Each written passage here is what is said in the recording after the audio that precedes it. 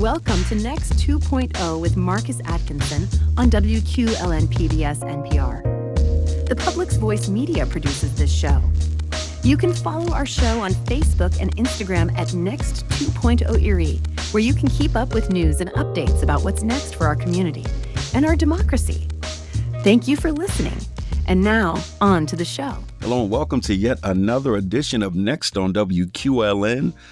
This is a hot button topic today. A couple of days ago, people tuned in on Sunday, February the 9th, and they did what millions of Americans and people across the world, for that matter, do all the time. They were watching the Super Bowl. That's a big deal in this country. I know that once upon a time, baseball was America's pastime, never that anymore. I believe that it is now football. The NFL has blown up, and people are watching it by the millions in the regular season, let alone the Super Bowl. And so you had a phenomenal matchup this year, two great quarterbacks, two excellent teams.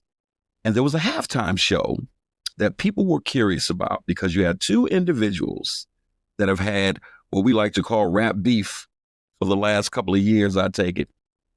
And there's a song wrapped into this, and we'll unpack this in just a minute or two. But long and short of it is, for so many different reasons, everybody wanted to see not just the game, but the halftime show featuring Kendrick Lamar. And it did not disappoint. It was extremely polarizing. Either you hated it or you loved it. I'm meeting very few people that are sitting on the fence, right? A lot of America stared at this thing like, what in the hell am I looking at? And other folks were looking like, man, this is fire. Again, no one's in the middle, right? And so I had to invite a couple people here to help me back up, look at this beef, follow it all the way up into the Super Bowl so that we could unpack what exactly is and was going on with this relationship with Drake and Kendrick Lamar, these two massively popular and successful hip hop artists. And so to that end, I've invited special guests from various parts of the country. Right here locally, we have my man Mercury Moon. Mercury, welcome to the show. Thanks for having me. I've got Alex Staley. Alex, welcome to the show. Hey, how you doing? Thank you. All right. And then from down south, we've got straight out of Atlanta, Georgia, Jessica Baptiste. Jessica, welcome to the show. Or Charlotte. Charlotte. Yeah, Charlotte. Yes. we've got Kimberly Spidle straight out of Atlanta, Georgia. Kimberly, welcome to the show. Hello. Thank you for having me. All right. And so one by one, I'll start with the ladies. Just give us a brief synopsis of how you interface with and how you contribute to the culture on a day-to-day basis. All of these individuals are plugged in culturally, and so we wanted to bring people on that we felt like could kind of help walk us through this. Kimberly, we'll start with you. What's your contribution to the culture? Well, I am an empowerment coach, a speaker, a storyteller, and my whole goal is to help Black women build confidence and live intentionally by, assisting them in recognizing the power in their own stories.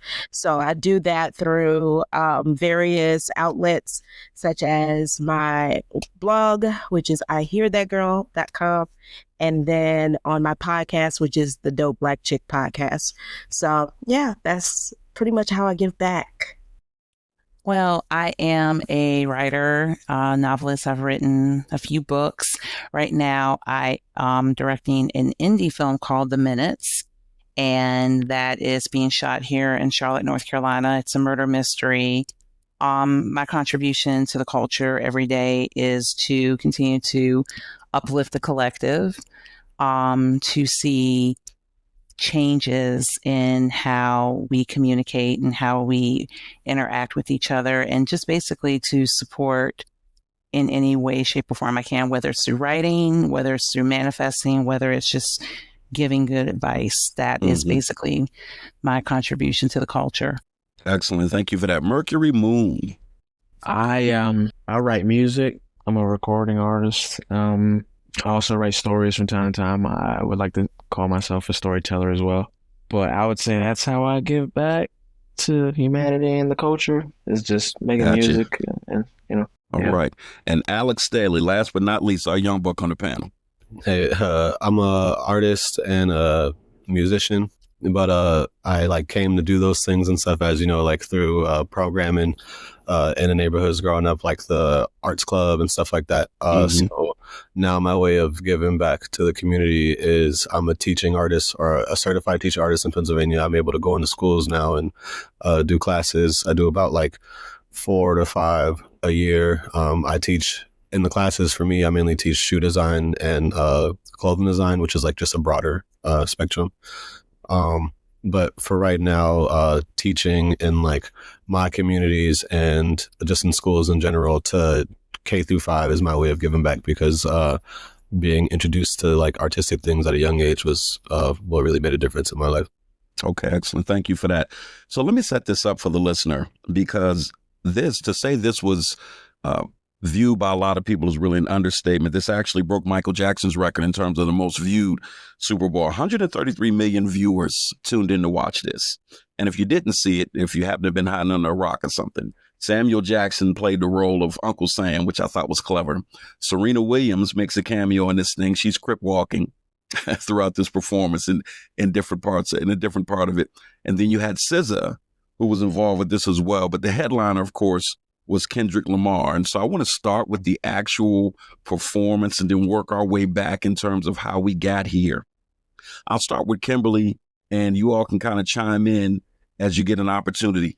Walk us through whether or not there was anticipation from yourself and people in your circle and how that played out for you as the performance unfolded.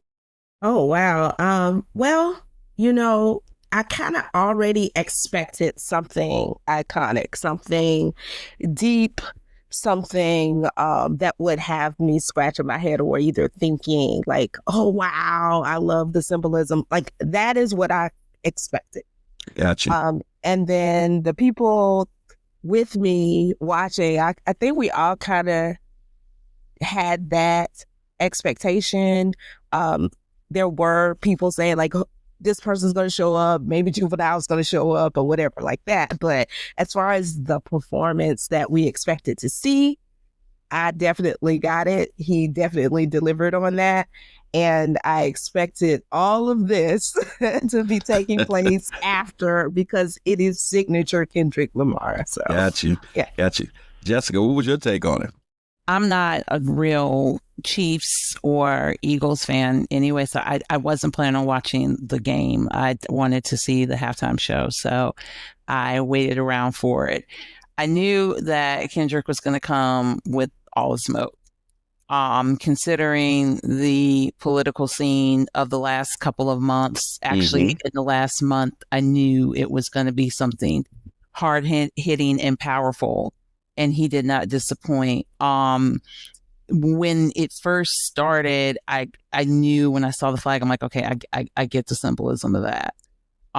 With the dancers, primarily Black dancers, making up the flag, as African Americans have basically been the tapestry and the architects of so much in this country.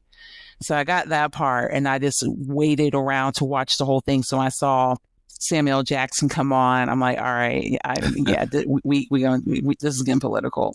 Yeah. Then it got to another point where it went from political and it got more so towards the pettiness a little bit. But I'm here for the petty. Where it got me in the beginning is when I saw the dancers make up the American flag, and when he was standing in the center, I'm like, okay, I get it. Like, we built this country, and we make up the stars and stripes. So, I was like, okay, this is where this is going. So it made me even want to tune in more. And then when it got to the part where it got kind of petty, I was definitely here for the A minor. Yeah. I should say. Yeah. So I enjoyed it. I thought it was a brilliant performance. Yeah, he had that A minor wrapped around his neck the entire time. He sure did. Yeah. And so, ladies and gentlemen, we've got Charles Brown, better known on stage by many people as C. Brown, joining us here. Charles, welcome to the show. All right. Happy to be here, man. Talk to us a little bit about your contribution to the culture. I know that you're an artist, but, give us just a little bit of your background before we finish this conversation. Growing up in Erie, being, invested in music, A lot of it is because of my grandmother, who was a jazz musician, Mary Alice Brown. And because of her influences and other influences, I got into music and I started doing a lot of shows around town. And later on, started trying to help other people out, producing, hosting shows, trying to put other people on stages, writing articles for other artists as well, trying to put them on the forefront in Erie. So just, being a all-around team player as well as a solo artist here in the community. Excellent. And we were just talking about this performance, and I was actually in the process of moving to Mercury for his thoughts, because I know, Mercury, you and I talked about Kendrick Lamar once upon a time. I'm an old school hip hop head, right? You can see the grades. And, I like the rappers back in the day who had something to say, the ones who made you think. You had something that made you laugh, like Biggie. But, I like those rappers that made you think, the Chuck D's and the Poor Righteous Teachers and the KRS-Ones.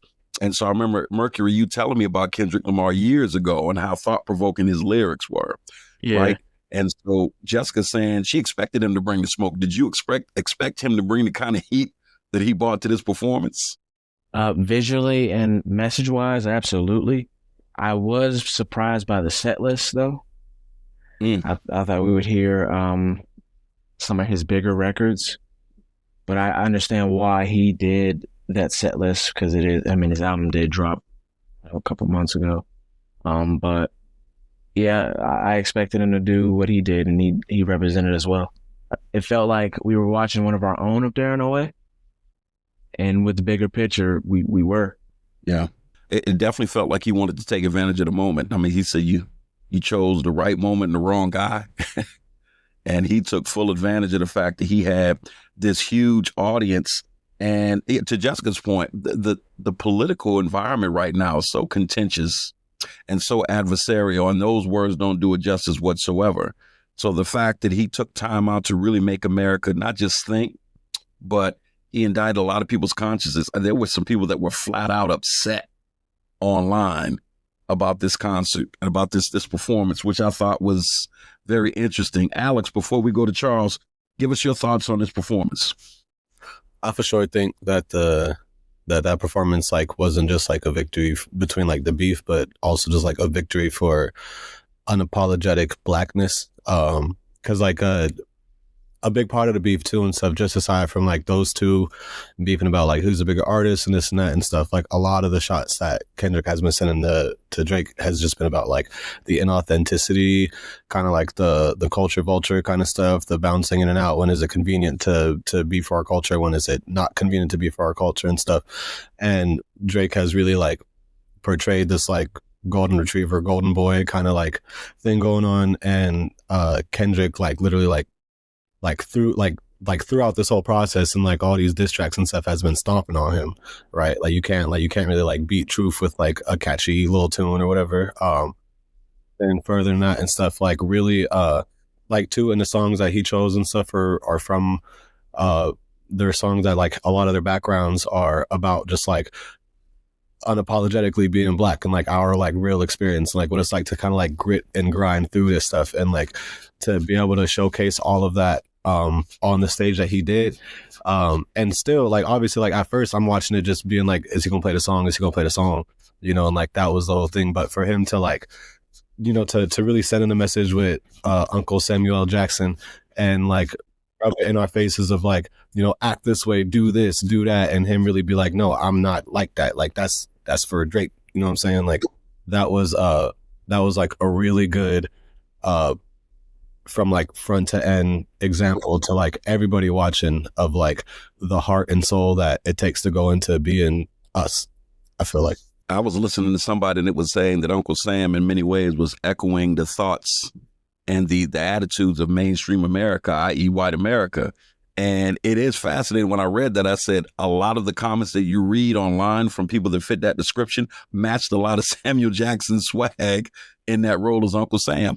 Charles, this is an interesting situation for you because, as you pointed out earlier, you actually write about stuff like this, right? So not just from an artist perspective, but from a journalistic perspective. What are you thinking and what were your thoughts as you watch this thing play out? I enjoyed the whole thing, the entire thing. I just want to say that from the gate.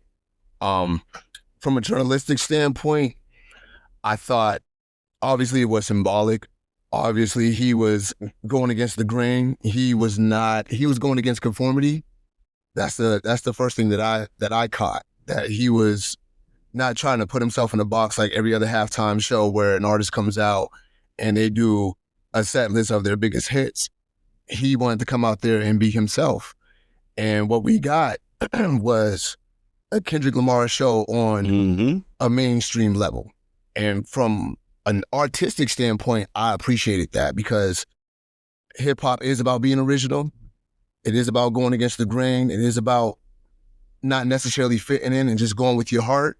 And Kendrick, since I've been listening to him, has always been about the heart and soul of who he is, what he stands for, and his culture. And I definitely caught the whole Black America theme, which I thought was wild of him to do on a stage, like on a platform like that. But bravo to him, because we needed that in these times. We needed somebody who was going to take a stand for not only hip hop, but just for Black America. When you think about this political moment, one of the things that bothers me is just the audacity and the brazenness of everything we're seeing coming out of Washington right now.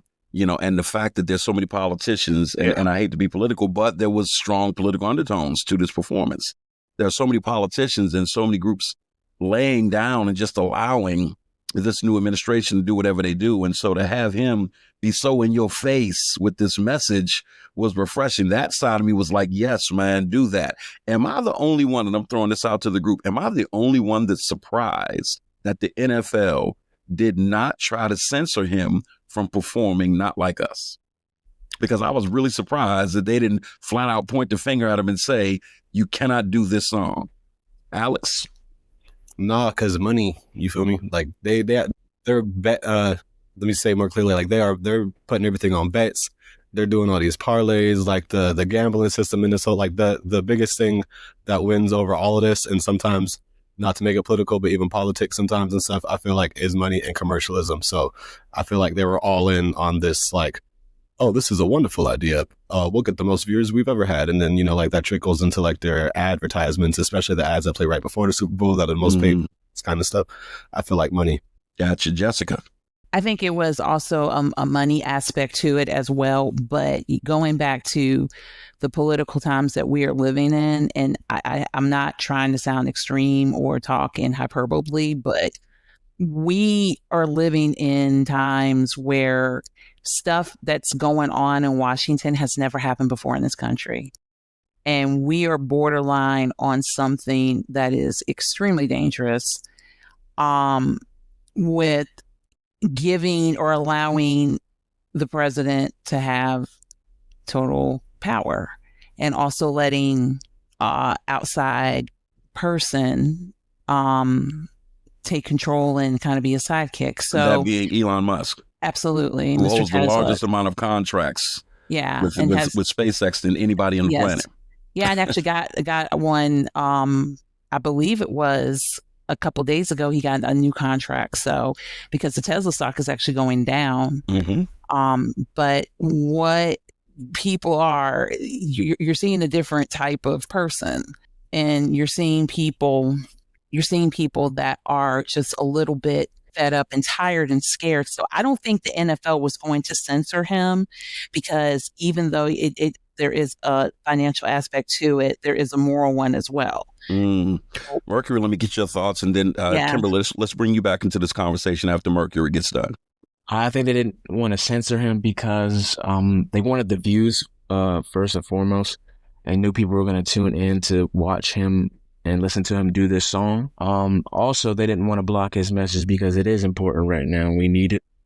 And Jay-Z is, I believe, the one who has his hands in selecting people for the Super Bowl. So another black male, he wanted to see him also get that message out. So those are my thoughts on it. Kimberly? Yeah. I mean, I agree with mostly everything everyone is saying here. I think we're all on one accord. And I do believe that Kendrick used that platform. He used that platform as a way to educate, to tell the story, to make a proclamation, to make a statement that we know who we are. In this time, in this climate, we know who we are. And when I say we, I'm talking about the culture. We understand the value of the culture. We understand the value of what we contribute to the system. And we understand how the system would like to utilize us as just entertainment and playthings. And, you know, they can make money off of us. But no. We realize the value, and we will no longer be your plaything. And we will no longer play the game. That's what, you know, Uncle Sam was saying. Maybe play the great American game. We're no longer going to play the game.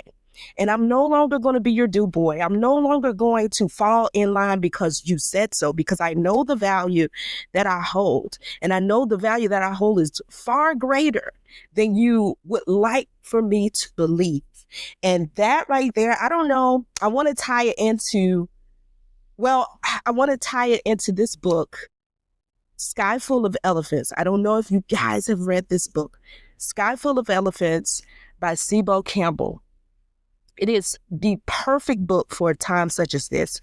And in this book, the premise of this book is one day, all the white people in America get up and they walk out and drown themselves in the water. And so Black people are left to figure out, what identity do we have when there are no white people, right?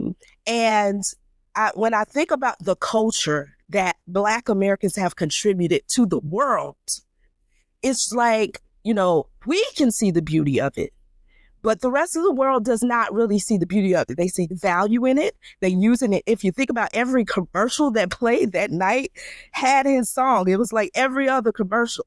And you know, when I go to sporting events, all I hear is Black culture. Everybody's making money off Black culture. And what Kendrick Lamar was doing and saying and making this bold statement was saying, no longer will we let you mine us for our culture. We will do the mining ourselves. And I loved it. I just absolutely loved it. I loved it. That is deep. I appreciate that tape. At the end of the day, all these different Easter eggs, I didn't pick up on most of them. I mean, thank God for YouTube. YouTube helped me walk through a whole lot of these Easter eggs that were left out there. The PlayStation remote, you know, between that and the not the Hunger Games, what is it? The Squid Games. You know, those two references I picked up on pretty quickly. But the symbolism, your favorite Easter egg, Charles, let me start with you. Of all of the symbols that you saw, and there were a lot of them, what was the one thing where you said, yeah, I'm glad you put that in there? That was spot on. What was that one thing that jumped out at you, if there was one thing in particular? I have to say, honestly, it was Samuel L. Jackson's character. His role in all of it, because he was dictating what the rest of America would be saying after the halftime show. And I picked up on that really quickly. And I thought that was so brilliant of Kendrick to do that, because he's always been known for, well, at least, you know, as of lately, to a lot of people, he's been known for predicting things, you know, saying something and then we see it all unfold. So when I'm sitting there watching it and I'm hearing what Sam Jackson is saying, I'm like, oh, he's pretty much speaking on behalf of what everybody's going to say after this is over. And that's exactly what happened. And so I thought that was the biggest and probably the most brilliant Easter egg for me. When he said, this was from another YouTuber, when he said that, I forget after which song it was, somebody can help me out if you recall this, when he came in and he said that it was, you know, the old cheat code, you got your homies with you. And he said, you know, deduct one life. Somebody unpack that for us for a minute or two. That is my favorite. That was my favorite one. That was my favorite little spot there. I had two, but that was my favorite. He says, oh, you got your homeboys with you. You brought your people with you. You know, that's the old cheat code. Deduct one life. And to me, I'm like, if people don't get what he's saying, anytime we unite, anytime there is unity, they want to break it because they know the power if we come together, right? And deduct one life. It's like, we're going to take you down one way or the other anytime you guys try to connect. And I think that was to me, that was my favorite. All right, Jessica, chime in on that. And then I've got Alex and Mercury. I see you guys want to get in on this as well. Jessica, let me start with you. I would have to say mine was, and you know, some people are going to be, with Serena. And it brings up a different topic with having her there. I know that he did the diss to Drake after Serena came on, and there's history there. But the way that I took it, and I'm always been a Serena Williams fan since she actually started playing tennis, and kind of followed her career and kind of followed her personal life as well. I think one aspect of Kendrick having her in the entire presentation was to basically empower Black women. And one thing that I would say with Serena going in her personal life that really, I don't want to say it bothered me, but when it was going on, I didn't like it. When Serena finally settled down and got married and had kids, had a baby, and found happiness, a lot of people started questioning her dating history. And there's been talk with Drake's treatment of women and his treatment of Black women, and how Black women are sometimes passed aside or tossed to the side and not shown respect by not just Black men, but just anybody really. Seeing Serena there and doing her sea walk and being happy. I don't know if you guys know, but at Wimbledon, she actually did the walk. And I when she did that, I really was excited for, not that she did the walk, but the fact that she was celebrating. But I think Kendrick putting her there was showing empowerment of women, that I see you. You know, you can walk in your celebration. You can walk in your glory as a woman, as a Black woman. I respect you. And then doing a dig at Drake behind it. That to me was, I'm like, okay, now, yeah, that kind of hit home, because I'm a Serena Williams fan. So I really enjoyed seeing that part and that one aspect of it. I don't hear too many people talking about it. I hear them talking about the performance in general, but when that one part came up, I completely understood it and got it. And I was really like, yes, queen, like, go ahead and do your walk. Got it. Mercury Moon, you had your hand up, and then Alex will get you to chime in on this. I was basically agreeing with the Uncle Sam egg. When he did say the deduct one life line, it was very sinister and jarring. It was also a wake-up call to the people not paying attention to what's going on. Every time we do unify or we want to change something, I did like the Easter egg of him standing in like the middle of the colors, kind of saying the country is divided. That was a big message as well. But yeah, that was my thought on that one. My man, Alex. This probably like isn't as much of an Easter egg, but like the one image that I have seared in my mind, like when I think of the Super Bowl, like the image that like keep popping up, or at least one of them is like when he gets to the part of the song and he says, "Say Drake," he's cheesing so hard, and he walking across the whole screen, and like the smile on this man's face while he's like at the prime of like he's at the top of the bar where he about to get to the A minor part or whatever, and like he at this point he halfway through the song or whatever, and he had been killing it the whole time and stuff, and for some reason like that shit stared into my mind. Like I feel like in like 5-10 years from now and stuff, I'm gonna see that photo pop back up and stuff of him walking across cheese and dead into the camera, because I feel like I would like to think Drake was watching it at that moment. he was sick in that moment. Man, listen, Charles, I'm thinking through my mind of Hit 'Em Up with Tupac and what he said he did with Faith Evans, and he didn't say it in a nice way. That was the baddest diss. That Tupac went so, and I'm a Tupac fan. He went so hard. He did. I think about some of the lines from Ether. You cannot. Nas dropped on Jay-Z. No, Ether, no. You can't top Hit 'Em Up. Sorry. Hit 'Em Up was the one. Hit 'Em Up was the one. But my point is, some of these diss lines, if you will, have been rough over the years, right? And yet nobody called their attorney. I don't like this. I'm suing. And so by Drake suing, is he by that very act proving that he's not like us? Absolutely. Absolutely. But, and I don't know if y'all are Drake fans. I'm not. To me, he's Aubrey. I am. I like both. okay. To me, I'm 43. I grew up I was a teenager during the whole Tupac Biggie beef thing. So you gotta understand the hip hop that I'm used to, especially in the 80s and the 90s. I'm used to Eazy-E, NWA. I remember when Eazy-E and Dr. Dre were beefing. I remember when KRS-One was beefing with people. I remember when LL and Cannabis were beefing. So the whole thing of Drake calling an attorney is like, what? Like to me, and that's a whole nother conversation of how just the hip hop game has completely changed to people calling attorneys.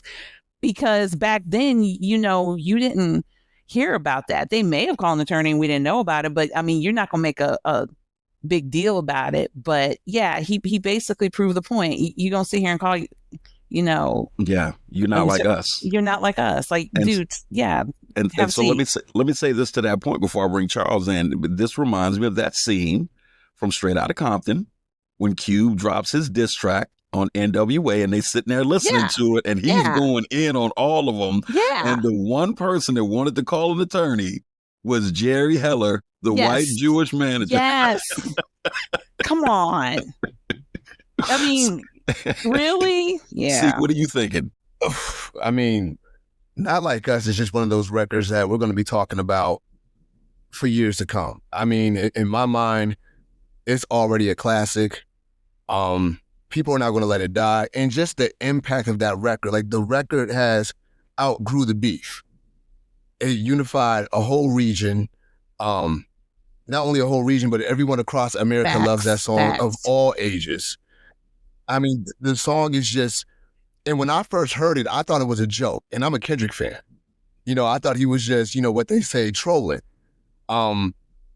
But then once I saw what it did to people, how it unified so many people and how the West Coast came together and then ultimately how Drake took it, it made me listen to it even more and say, wow, like Kendrick he really went in, like I was just going off the sonics of it. Because to me, the last record he had put out, that was the nail in the coffin. I was good with, he won with the last record. But Not Like Us, I thought it was just like his little victory lap, but it's a classic. It's a classic record that has done something that I believe no other diss record has ever done. I want to bring Kimberly back into this. And my open thought is this. As I listen, because I don't know, I was actually excited about this because I don't necessarily follow either of these artists very closely. And so a lot of the things with the beef and everything else, I need a lot of the gaps filled in myself as I'm watching the Grammys. And he won these, like a diss record to win, for a diss record to win a Grammy is unheard of, right? And I'm asking myself, did they do this to fuel is this a financial play? Is this about the bag? Let's fuel this fire so that we can keep making this money, right? Or do you believe that it was Grammy worthy? Like, what was that about? Because I didn't necessarily know how to take that, even like with the NFL allowing him to perform. Is this about money or an appreciation of art? With the Grammys, Kimberly, do you think that was them actually honoring the art or them fueling the fire? 100% the art. Like, it couldn't be denied. If they had denied him, they already know they would have gotten so much flack, right? So I definitely believe it was their appreciation of the art and also of the popularity of what this moment in culture has done for Kendrick Lamar and hip hop, period, right? So they had to honor that. You can't just, you can't have a song that is, that large and not honor it at all at the Grammys, right? You can't do that. So they knew that they couldn't do that. So those are my thoughts on that.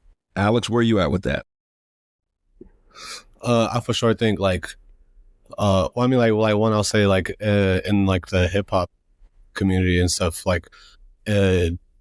it's not uncommon for a really hot track to come out, get a lot of bumps and stuff, and then kind of go back under, in a matter of months even and stuff, because everybody's dropping new stuff, everybody wants a new thing. So in general, just if you as a bigger artist, especially up in that spectrum, can drop a track that plays for more than, 6 months, 8 months, whatever and stuff, you're automatically, I feel like, Grammy nominee, like, worthy and stuff, just because of how, I don't want to say like saturated, but just like the hip hop's very popular, and like there's a lot of people making good music, and there's a lot of good music out there and stuff. So it really is hard to like not only come up on top, but like when a song stays on top like that with all this other music coming out, like that really is you cannot ignore that. And I feel like I would say naturally that song deserved to win. And I think from a number standpoint, a money standpoint for those people too, like, I feel like it was convenient to continue to push that and stuff. And it definitely broke the barrier of like, wow, this song is doing so well and making us so much money. Let's give it a Grammy and make it more too. Like I can also feed into that. The rapper Too Short, old school, he was being interviewed and he made a point that somebody else made. He said, my advice to Drake is to let it go. He said, Kendrick don't never have to come back to Toronto. Negro, you got to come to L.A. You know what I'm saying? Everybody has all roads lead through L.A. and New York. He can never go to Toronto for the rest of his days and he's good. You are not if you miss L.A. You need to let this go. I wonder what your thoughts are on that, because when it comes to these rap beefs, at some point, there is a time to cut bait and say, you know what, I'm on the losing end of this exchange. Let me go ahead and ride off into the sunset. Is that what Drake should do in your opinions? 100%. Yeah, I agree. He Throw needs to in let the it go. towel. You need to hang it up. Yeah. Yeah, hang it up. It needs to be So- Rap City Basement at this point. Right. No one realized that Lucian Grange was in attendance at the Grammys when Kendrick won that award. The same man who was the head of Universal Music, the same label Drake is on, the same man that he has a tiff with over money right now. Is that who Drake is suing right now? Thank you for bringing that up. Drake is suing his own label, which, if I'm not mistaken, are both of these artists on that label. He's very litigious nowadays, isn't he? Yes, Yeah. he is. Because from what I understand, his feelings are that the label is promoting Not Like Us at his expense, right?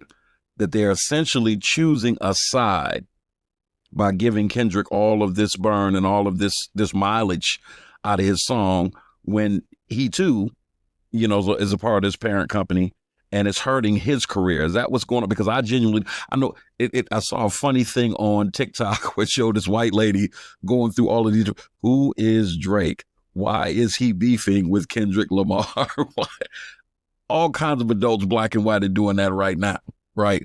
So somebody encapsulate that. What is Drake's ultimate issue that made him file the suit? Is it the use of the term pedophile?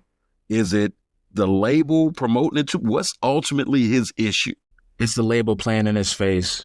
I think for me, he finally got knocked off his high horse and he doesn't know how to handle it. You're talking about a man that's been on top for 10, 15 years.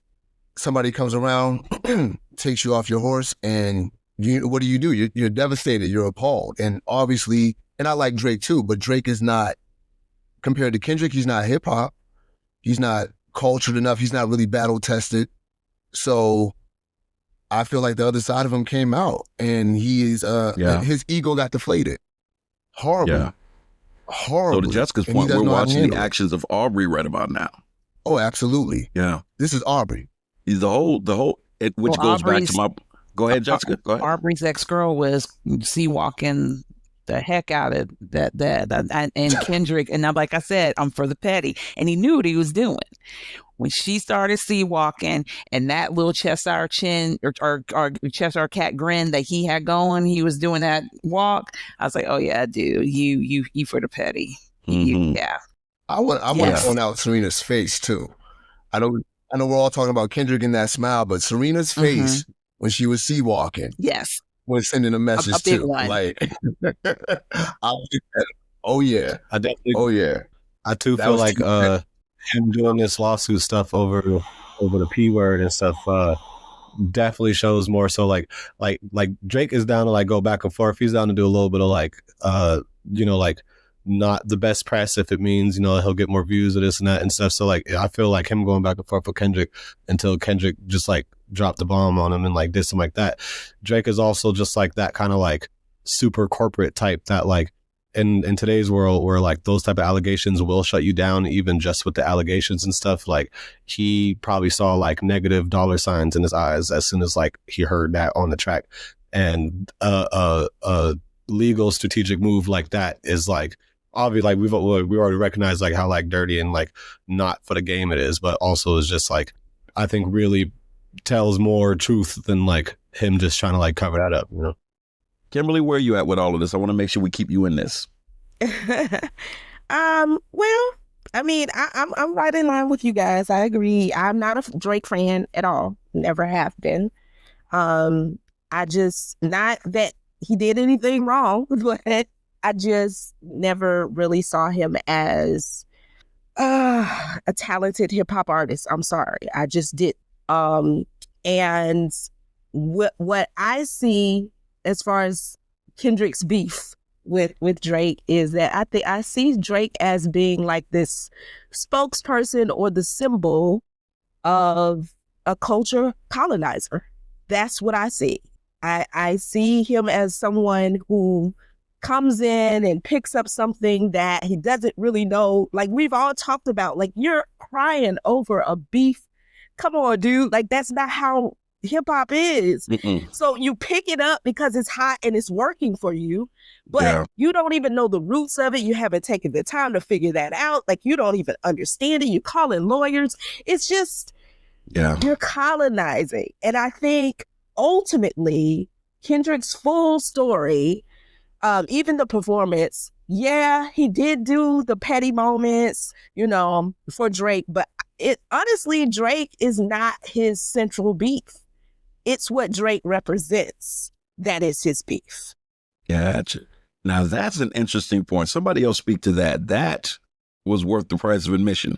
Somebody else want to add to that point? I was just watching an interview with somebody, and it was a collective, and they were speaking on Drake, and they were saying that, it's not that Drake's a bad guy, It's not that they have a problem with how he grew up. It is the fact that he comes into this game with not much knowledge or not even wanting to pick up the knowledge of what hip hop is about. You come in, you do something trendy, you get your check, and then you switch on to the next thing that you think is catchy and hot. And everybody is starting to see that, okay, this guy is really an actor more than he is a musician. Now, once again, I like the music. I still bump both Drake and Kendrick, but I understand everyone's gripe with them. Like, this is hip hop. Hip hop is not it's not a fad anymore, or what people thought it would be. It's not a tune on the radio. It is a lifestyle. It is something that we stand by. It is a voice for the voiceless. And for you to come into this game, and not just him, but anybody, and to use it for monetary gain or notoriety is disrespectful to the culture. And if that's what Drake is really doing, then of course people are going to have an issue with you about that, because there's a lot of people who really stand by hip hop and what it represents and understand where it comes from and what it's meant for. How some of the people that are part of this culture that are my age, the rappers, the producers, how they vibe with Kendrick Lamar. And I listen to some of the things that they say about him. And by and large, not just from this young generation, from the people who did it before him, there seems to be an overarching respect for what he brings to hip hop, right? And yet on the other side of it, what you two said about Drake, I've heard from more than a few people in the industry, which goes back to the idea of should he just cut bait? Because it feels like from a business perspective that this is doing more harm than good at this point. And he should probably just say, you know what? My brand of hip hop maybe is not traditional. Maybe it's not as authentic as Kendrick's. I'm going to keep making my money and keep my head down. I'm not really about that life, And so because it does seem like he's proving everything Kendrick is saying is true. So when it's all said and done, as we close this show out, give us some final thoughts. Jessica, I'll start with you. Give me your final thoughts on this whole situation and where you feel like this is going to go for both Kendrick and Drake, and if everybody can kind of wrap their brain around what they want to say in terms of their message as we close this out. Jessica, what are your thoughts? Well, I think the conversation about the performance as a whole is going to continue for a while. It was too profound and too impactful and brilliant for it not to be the center of dinner time conversations and conversations like the one we're having now. For Kendrick, I think that this is basically the start of great things for him. I am more of a Kendrick person. If I had to choose between him and Drake, I would definitely choose Kendrick. I think that he's smart. I think that he's media savvy. I think that he's clever. I think he's extremely talented. And I think that he knew that Drake was going to come after him legally. He knew it. I think he even said it.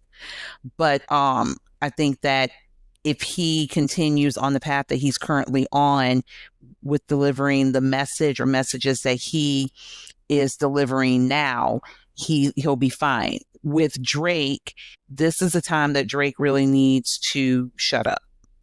He really needs to be quiet. If he has any PR people or crisis control people, they need to be coming up with some type of plan for him, because suing and talking about it and basically crying about it, you're defining, like we said before, what Kendrick is saying about you. And people already question your cred. They already question, where you coming from. Why are you doing this? Just shut up. Just be quiet. It's going to pass over. I mean, you know, they played in your face a little bit on Sunday. That happens to everybody. And, every time that he says something or reacts to something, you're basically giving people what they want. So if I was Drake's people, I would tell him just sit down and be quiet. But I think for Kendrick, I think that this is the start of more great things to come for him. I'm glad that he won his Grammys. I think that 2025 is his year. And I was very proud of the performance that he made. Kimberly, what are your last thoughts on this? Oh, that was good, Jessica. Kendrick he's more than a rapper. He's an artist and a thought leader. And his whole goal right now is to just show that, like he said at the performance, it's bigger than hip hop. It's bigger. It is so much bigger, because what hip hop is a vehicle of revolution. And the way that Kendrick is moving in his music and in the messages that he lies within that music, we're getting to a place where hip hop at its core returns to being the voice of the voiceless. And it is that revolution. It is the sound of revolution. And so we are getting back to that. And I'm very, very happy for that. Thank you for that. Alex, what are you thinking? At this point, I feel like this should be like the bookender for all of this. I feel like it should be over. I feel like Drake, the saying right now is like, put the fries in the bag. He need to hang it up, just put it down and stuff. Like if he want to keep making music, doing his little bops and pops and stuff, he better like take vacation for 6 months and then pop back out with a little banger with Taylor Swift or something, try and get him some fans or something real quick. But I'm also excited to see Kendrick move into this next phase as an artist and stuff. I didn't get to be around to see like Michael Jackson do all of his coolest things and everything. I just get to hear people talk about it and stuff. I hate to see someone like Drake be called something like that. You feel me? So, but as an artist, it's always extremely exciting to see like the Beyoncés of today and to see like someone like Kendrick, like who I, basically grew up listening to like my whole life, first other adults in my life playing it until I got to really enjoy his music myself. To like see him take the stage like that and take over, make a statement like that, show like not just pure artistry, but like pure like Black excellence, and continue to give me something at my age to like look up to and stuff. That I'm very excited to see like where he continues to go. All right, Mercury Moon. Man, this ain't nothing new. Kendrick been doing this since Section 80. Real ones know it. Only difference is now the whole world knows it. As for Drake, I think it's a bigger issue that is above all of our pay grades, man. That's why he won't leave it alone. I think his beef is bigger than Kendrick. He's fighting a monster the same way Mike did. The only thing is Mike got taken out for doing it. Okay. Good take. Last but not least, Mr. Charles Brown. I think Kendrick should just continue to do what he's doing. I've been listening to him since about 2009. Around the same time Cole was coming up or was already, getting his buzz on. Continue to be authentic, continue to push his message, continue to force us to think, like America needs to wake up and start using their minds more. As for Drake, what people fail to understand is Drake still has a fan base that believes he can do no wrong. He just needs to make music. He needs to stop being petty, stop with the tactics, stop getting upset every time somebody says something about you, because he has said a lot of things about a lot of other people. He'll be fine. Just make music. Just shut up about the Kendrick thing. Take your defeat. You lost. There's a lot of people who lost in rap. But just continue to make music. People are going to dance to it. They're going to buy into it. He's not a Kendrick, and he shouldn't be trying to be. He's not cut from that cloth. But yeah, Kendrick should just keep doing what he's doing. I'm rooting for him. I'm loving it. It's artsy, it's poetic, it's symbolic, it's powerful, and it's what the world needs right now. Well, listen, I appreciate all of you bringing some very insightful, very intellectually driven takes to this subject. It is the hot topic of the day in America, and a lot of people are commenting on it without the proper context, without the proper background. And so we wanted to bring people on that would help us do that, help us unpack this thing in such a way where we walk away from it just a little more informed. There's 45 minutes to an hour. We're talking about a lifestyle, like you pointed out earlier, Charles. And so we know that if you haven't been following, you don't know the whole story per se, but at least a show like this can help you understand it a little bit more. And I think we accomplished that goal. And so I want to thank you, the listener, for listening and tuning in.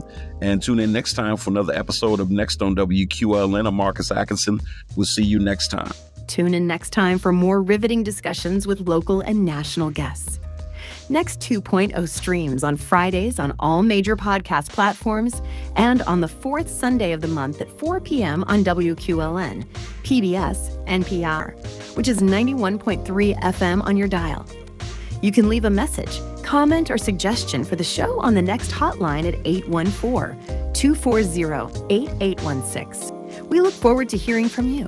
Come and join us again so that you hear about what's next for our community and our democracy. Thanks for listening.